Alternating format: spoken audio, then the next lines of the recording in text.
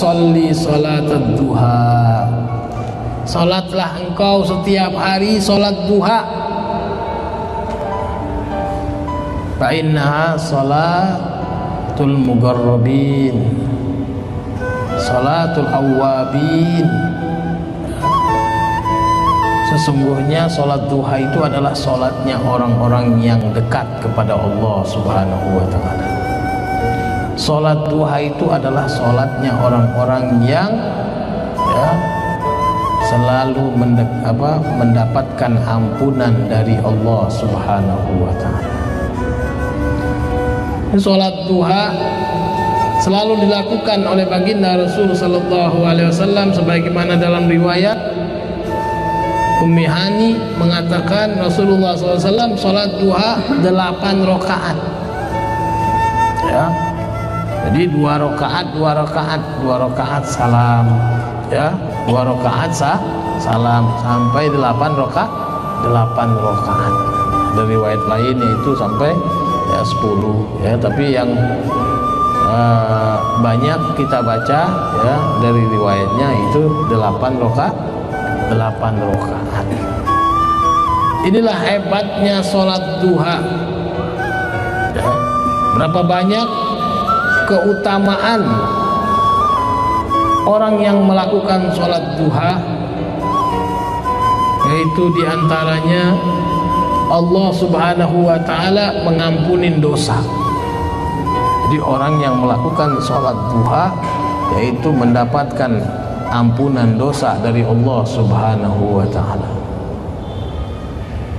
Yang kedua, Allah Subhanahu wa ta'ala menggolongkan kita masuk ke dalam golongan orang-orang yang dekat kepada Allah Subhanahu wa ta'ala. Karena sholat duha itu adalah sholatnya orang-orang mugarrabin, orang yang dekat kepada Allah Subhanahu wa ta'ala. Apabila kita sholat, walaupun kita bukan orang yang dekat kepada Allah, kita sholat duha, termasuk kita digolongkan oleh Allah orang yang dekat kepada Allah, orang yang selalu memohon ampun, selalu diterima taubatnya oleh Allah Subhanahu wa ta'ala. Yang ketiga, orang yang melakukan sholat duha lam yuktab minal ghafilin. Orang tersebut tidak dicatat dari golongan orang yang lalai kepada Allah Subhanahu wa ta'ala. Jadi orang tersebut dicatat sebagai orang yang selalu ingat kepada Allah. Orang tersebut orang yang selalu taat kepada Allah Subhanahu wa ta'ala. Walaupun dirinya tersebut saya ini bukanlah orang yang selalu ingat kepada Allah.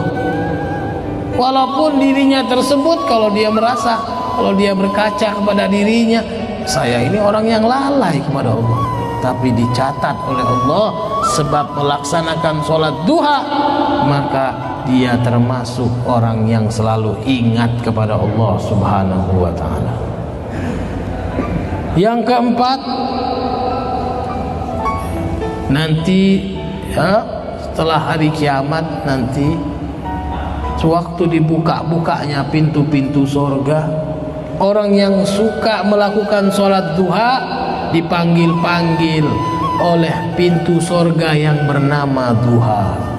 Mari, dipanggil-panggil sini, yang suka sholat duha di dunianya, ini pintumu, ini masuk dari sini, dipanggil-panggil oleh pintu duha untuk masuk ke dalam surga.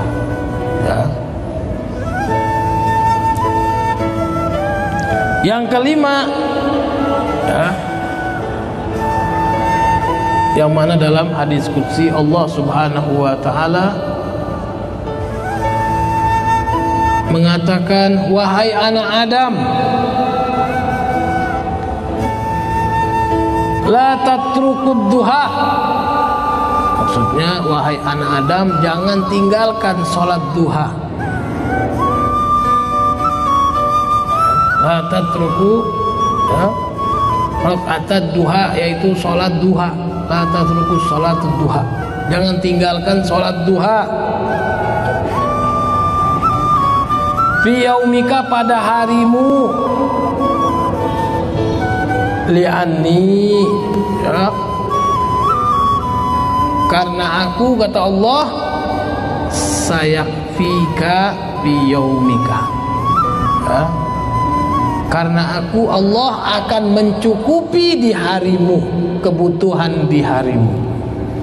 Nah itulah kata orang, kalau mau rizkinya ngalir ya, lancar, jangan tinggalin sholat duha. Nah ini ya, ini Allah subhanahu wa ta'ala mengatakan kepada kita anak Adam, jangan wahai anak-anak Adam, jangan tinggalin ya, melakukan ya, 2 rakaat sholat duha atau lebih ya. Karena apa?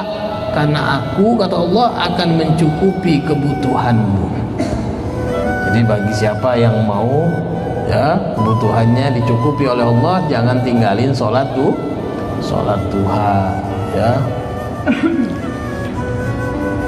Yang keenam yaitu keutamaannya yang tadi kita baca ya, bisa mencukupi semua sodakoh yang harus kita keluarkan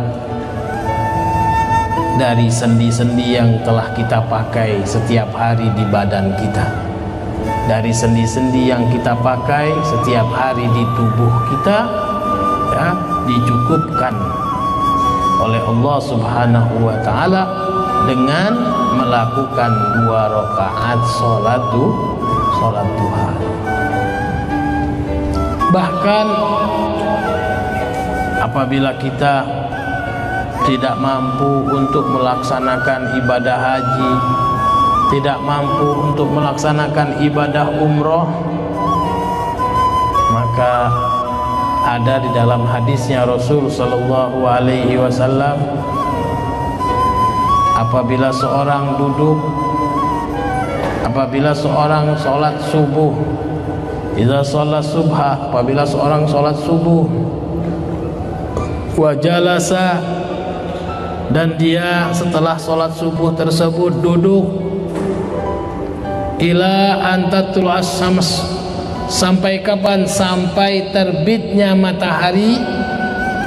Terbitnya matahari di situ qadra rumhin, seukuran tingginya matahari itu 1 tombak.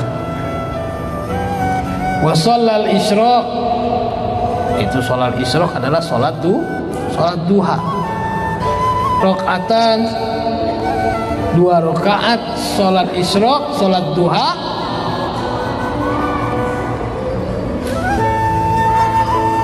falahu sawabul haji wal umroh tamatan,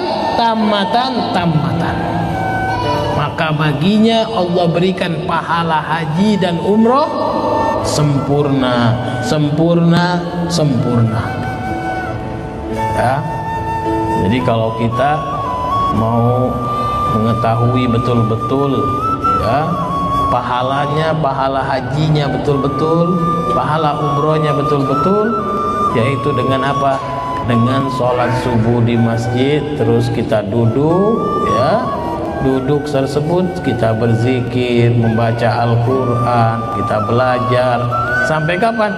Sampai terbitnya matahari seukuran tombak ya, sekitar 1 meter lebih dikit, maka kita lakukan langsung sholat isyraq, yaitu sholat duha, maka kita mendapatkan pahala haji dan umroh sempurna.